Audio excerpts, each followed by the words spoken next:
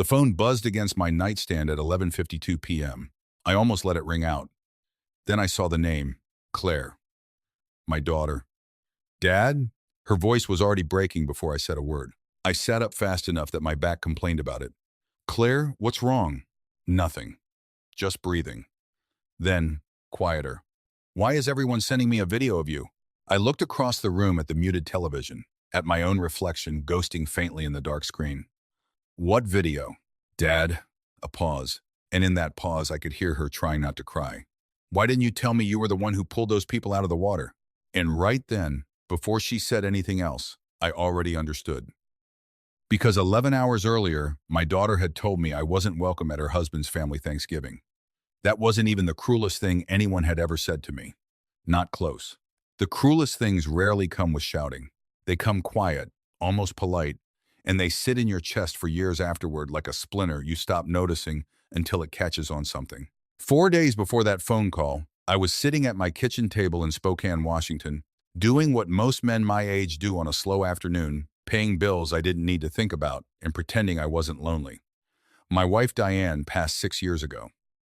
Pancreatic cancer, fast and mean, the kind that doesn't give you time to prepare a single sentence you'll actually need. Since then, I'd become an expert in small routines. 1 coffee mug in the drying rack instead of 2. A recliner that remembered my shape better than any person did. A dog, Biscuit, who'd since passed too, so now I mostly talk to the refrigerator hum. My daughter and my 2 grandkids were the only reason any of it still made sense. Or at least that's what I told myself. I remembered teaching Claire to change a tire in the church parking lot when she was 16, both of us covered in grease, her laughing every time I explained torque wrong on purpose, just to see if she'd notice. I remembered driving 4 hours to help her move into her college dorm, then 4 hours back the same night because I didn't want to spend money on a motel. I remembered walking her down the aisle at her wedding to Tyler, my hands shaking more than hers. That's what a father does. At least that's what I always believed. My phone rang that Tuesday afternoon. Claire's name lit up the screen and I smiled before I even answered. The way you do out of habit more than anything. Hey, sweetheart. Hi, Dad. Something in her tone was off immediately. You don't raise a kid for 34 years without learning to hear the difference between fine and pretending to be fine. Everything okay? Yeah, too quick. Then silence stretched long enough that I actually pulled the phone away from my ear to check the call hadn't dropped. Claire? Claire? Tyler's parents are hosting Thanksgiving this year at their place in Coeur d'Alene. I leaned back in my chair. Okay. What time should I head over? The quiet on the other end told me everything before she said a single word. Dad, maybe. Maybe it'd be easier if it was just Tyler's side this year. His mom's been wanting a smaller gathering, more intimate, and with the baby coming, everyone thinks it'd be less stressful if I wasn't there. That's not what It's fine, I said, and the lie came out smoother than I expected. Same as it probably always does for men my age. We've had a lot of practice. We talked another minute or two about nothing that mattered. Then the call ended, and I sat there at that kitchen table for a long time, staring at the paper turkey Claire had made in 2nd grade, the one I still taped to my refrigerator every November like some kind of ritual I couldn't explain to anyone, least of all myself. I wasn't angry. Not at first. Mostly I just felt tired in that particular way. You only understand once you're past 55, not tired in your legs, tired somewhere underneath your ribs, like you've been quietly holding something up for years and just realized nobody else noticed the weight of it. The next morning I went to the store anyway, bought a stuffed dinosaur for my grandson Mason, art supplies for baby Sophie, who wasn't even born yet, but I figured I'd get ahead of it. For Claire, I didn't buy anything from a shelf. Instead, over the next 3 nights, I sat at my dining room table and built a memory book. 32 years of photographs, her first bike, her prom night, the 2 of us fishing on Lake Coeur d'Alene, her graduation, her wedding, pictures she'd probably forgotten I even had. By Wednesday night, the book was finished. I wrapped it in brown paper because that's what I had, loaded it and the other gifts into my truck, and told myself I was only dropping them off, nothing more. No confrontation, no guilt trip, no dramatic front porch speech. Just a father doing one last small thing for people he loved. I had no idea that before that night ended, my face would be on every television in 3 counties. Thanksgiving morning came in cold and gray, that particular Idaho border chill that gets into your knees before it gets into anything else. I hadn't slept well. Retirement does that. Your body keeps expecting a shift to start even when there's nowhere to be. I made coffee for one, watched a pair of magpies fight over the bird feeder, and checked my phone more times than I'd ever admit out loud. Not because I expected Claire to call, because some foolish part of me still hoped she would. She didn't. Around 10, I loaded the gifts into my truck and drove the 40 minutes to Coeur d'Alene. Tyler's parents' place was the kind of house with a wraparound porch and a wreath so perfectly symmetrical it looked professionally installed. I could see movement through the front windows, warm light, laughter I couldn't hear but could imagine. I sat in the driveway for a full minute, hands still on the wheel. I almost got out, almost walked up and knocked and said, "Just let me see the kids for 5 minutes. I won't stay." Instead, I carried the gifts to the porch, set the memory book on top, and turned around before anyone could open the door and find me standing there like a man waiting to be let back into his own life. The whole thing took less than 90 seconds. Hurt worse than anything that's ever taken that little time. Back home, I ate a turkey sandwich I'd made myself, watched part of a Seahawks game I'd already seen twice, and around 4 in the afternoon, my phone buzzed with a text from the county's emergency volunteer network. A section of River Road had flooded after days of rain, and a family's minivan had slid off the shoulder into rising water near the Spokane River. Volunteers with trucks and winches were needed. I'd been doing search and rescue support for going on 9 years. Nothing heroic, mostly hauling equipment and directing traffic. I texted back that I was on my way before I even finished reading the message. By the time I got there, the scene was already chaos in that controlled, practiced way emergency scenes get. Red and blue lights bouncing off black water. A minivan tilted at an angle, half submerged, back end sinking slowly into the current. A woman standing on the bank screaming that her kids were still inside. I didn't think. I just moved. The water hit me like a slap of ice the second I went in, cold enough to steal the air straight out of my chest. I got to the back door, wrenched it open against the pressure of the current, and found 2 kids, a boy maybe 7, a girl maybe 4, both terrified, both alive, both trapped by seatbelts that wouldn't release with the electrical system half drowned. I cut the older boy free with the pocket knife I've carried for 30 years, passed him to a firefighter waiting in behind me, then went back for the girl. That's when the van shifted. The current caught it wrong, dragged it another 2 feet toward deeper water, and my leg got pinned between the door frame and a submerged guardrail post. Pain went up my hip like a gunshot. I didn't have time to feel it properly. I got the girl's belt cut, pushed her up into the arms of a rescue volunteer, and only then did anyone notice I couldn't get my own leg free.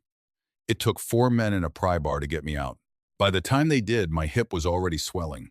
My hands were shredded from the guardrail, and I was shaking hard enough that a paramedic wrapped me in 3 blankets and still couldn't get me to stop. A local news crew had been filming the flood coverage all evening. One reporter, soaked to the knees herself, stuck a microphone in front of me while paramedics checked my leg. "Sir, do you have family waiting for you tonight?" I was cold, exhausted, half out of my mind on adrenaline, and I answered without thinking twice about it. "Not tonight." A tired half smile. "My daughter's spending Thanksgiving with her husband's family this year." The reporter looked surprised but didn't push. That was the whole clip. 11 seconds. No bitterness in my voice, no blame. "Just the truth," said plain, the way exhausted men tend to say things. I had no idea that clip would end up in front of 200,000 people by morning. They kept me overnight for observation, dislocated hip, partial ligament tear, hypothermia they wanted to watch closely. I drifted in and out of sleep in a hospital bed that smelled like bleach and rubber. The television bolted to the wall, running quiet overnight news I wasn't paying attention to. That's when my phone exploded. Buzz, buzz, buzz. Missed calls stacking up faster than I could look at them. Then Claire's name flashed across the screen, and I answered before the second ring finished. "Dad?" Her voice wasn't nervous anymore. It was shattered. "Claire, what's wrong?" Crying. Real crying. The kind that doesn't care how it sounds. "Dad, why is your face on every news station? Why didn't you tell me you pulled kids out of the river?" I looked toward the television bolted above my hospital bed, and there I was, soaked, shaking, being loaded onto a stretcher, my own tired voice saying the line about Thanksgiving that had apparently detonated across every local feed in the Pacific Northwest by sunrise. "Everyone's okay," I told her. "That's what matters." But she wasn't calling about the rescue. Not really. Why didn't you call me? Why did I have to find out from a video? I almost laughed, except there was nothing funny in it. 11 hours earlier, she'd told me exactly where not to be. Didn't think it mattered where I was, I said. And I heard that land on her like a weight dropping. Long silence. Then, barely a whisper. Dad. And nothing after it. Like she'd run out of road. She said goodnight without an apology. Not yet. 2 minutes later, Tyler called. I almost didn't pick up. David, that's incredible, what you did out there. His voice had the overly bright cheer of a man who knew he was standing on uneven ground and was hoping enthusiasm would flatten it out. Claire's a wreck. She feels terrible. I said nothing. She didn't mean it like it sounded, with Thanksgiving and all. Still nothing.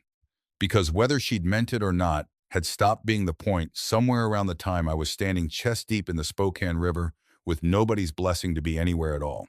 By morning, I had 90-some messages. Old coworkers from the utility company, men I hadn't spoken to in a decade, neighbors, people from my church. Everyone had seen it. Most of it was harmless, glad you're okay, saw you on Channel 4. You're a hero, Dave. Then around noon, a former coworker sent a link with the message. Have you seen how big this is getting? I clicked. It wasn't the rescue footage anymore. It was just that 11-second clip, isolated, captioned, shared, and underneath it thousands of comments. People telling their own stories. Divorced fathers, estranged sons, mothers who'd been quietly phased out of holidays by new spouses and blended families that never quite got around to blending them in. Nobody was talking about the flood. They were talking about one tired sentence said by a soaking wet 61-year-old man who didn't know a camera was still rolling. By that afternoon, local radio picked it up. By evening, a woman named Renee Castillo, a reporter for the Spokesman Review, left a voicemail asking if she could interview me, not about the rescue, she said, but about the man behind it. I ignored her call for exactly 1 day. Then I called back, mostly because I was tired of my phone buzzing every 10 minutes. Mr. Callahan, thank you for calling. I'm honestly not that interested in the flood itself. No? I'm interested in the people who keep bringing you up. I've been making calls. Apparently she had. The director of the Veterans Outreach Program I'd volunteered at for 11 years. A neighbor whose furnace I'd fixed during a February freeze without ever mentioning it to anyone. A former apprentice from the utility company I'd mentored 20 years back, now running his own crew. None of that matters, I told her. She laughed. I think that's exactly why it does. The article ran 3 days later, and it spread faster than the flood coverage ever had. Turns out people like reading about quiet old men who never asked for any of this. Meanwhile, Claire texted daily. Small things, asking about my hip, asking if physical therapy was going all right. I answered. Polite but different. Not out of spite. I'd simply stopped chasing. For 34 years, I'd been the one reaching first. And for the first time in my life, I let the silence sit there and belong to someone else for a while. One afternoon, she called while I was icing my hip in the recliner. Can we get lunch sometime, Dad? Maybe, I said, and the word surprised both of us. I'd never once told my daughter maybe. 2 weeks later, Tyler's mother gave an interview to a competing news station about family and community, casually mentioning what a close-knit group they all were. A reporter standing right beside her turned to Claire on camera and asked, almost as an afterthought, does your dad usually do this kind of volunteer work? Claire hesitated. Just half a second. Most people would have missed it. Renee Castillo didn't miss it. Neither did the internet. If everyone was so close, so family, why had David Callahan spent Thanksgiving alone in a flooded river with nobody's blessing to be anywhere? Nobody had a good answer. Especially not Claire. 3 weeks after that, Renee called again. You're not going to like this. Then why call? Because you're being honored. The county's doing a first responder and community recognition dinner. Your name's on the list. I declined twice. The county did not accept my decline. One more thing, Renee said before we hung up.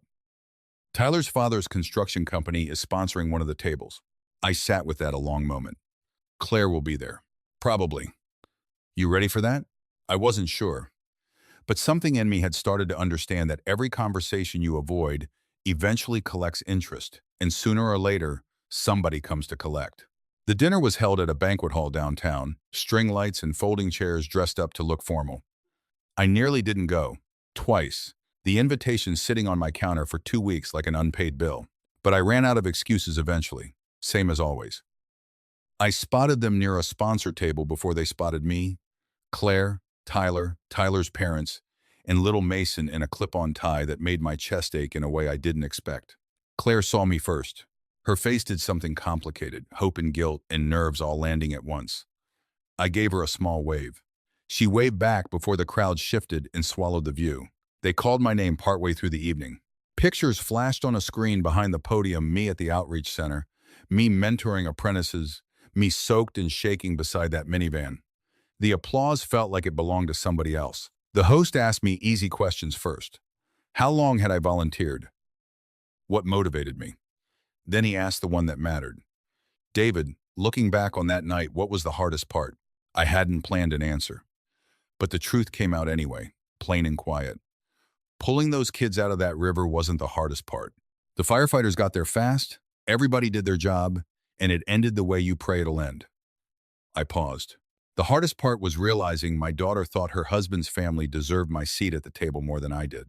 The room went still in that particular way. A room goes still when nobody knows what to do with the truth just handed to them. I saw Claire's hands come up to cover her mouth. Quiet tears, not the dramatic kind, the kind people try to swallow and can't. The host, to his credit, just nodded. Thank you for your honesty, he said, and left it there. Afterward, in the hallway outside the banquet room, I heard her before I saw her. Dad. I stopped walking. She came up slow, and then she wrapped her arms around me the way she used to when she was small enough to still fit entirely against my chest. I am so sorry, she said. No excuses tucked in behind it. Just that. Thank you, I told her. She pulled back, confused. That's all? What else is there? More tears. Then, can we fix this? I actually thought about it longer than she expected me to. Maybe, I said again. Not yes, not no. We didn't become perfect overnight, and I wouldn't have believed it if we had. The next few months moved slow and careful, like two people crossing thin ice they'd already fallen through once. She called more. I answered, but I stopped rearranging my whole week around her convenience. When she asked me to help cover a shortfall on a truck payment a month later, I asked what happened to the savings she and Tyler had set aside. Tyler's dad convinced us to put it into one of his development deals. There it was again. I closed my eyes for a second, not angry, just tired in that familiar way. I can't do that, sweetheart.